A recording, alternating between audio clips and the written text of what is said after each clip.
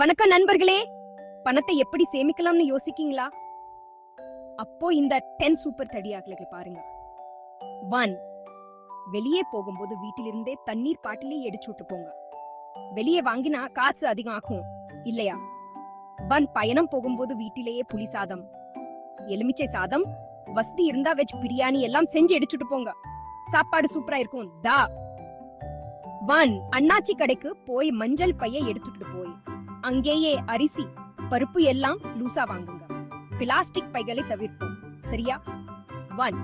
வாரிறுதியில வீட்டிலேயே குடும்பத்தோட சேர்ந்து ஸ்பெஷல் சாப்பாடு சமைச்சு சாப்பிடுங்க. சுவையா இருக்கும். நம்ம சமய திறமையும் காட்டலாம்.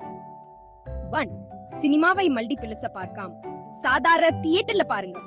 டிக்கெட் விலை குறைவா இருக்கும். 1. விடுமுறைக்கு மால் ஷாப்பிங் எல்லாம் போக பாட்டி தாத்தா ஊருக்கோ சொந்த ஊருக்கோ போயிட்டு வரலாம். மனசுக்கு நிம்மதியா இருக்கும். 1. காலையில நடைபயிற்சி போயிட்டு வீட்டுக்கு வந்து கருப்பட்டி காபி குடிங்க.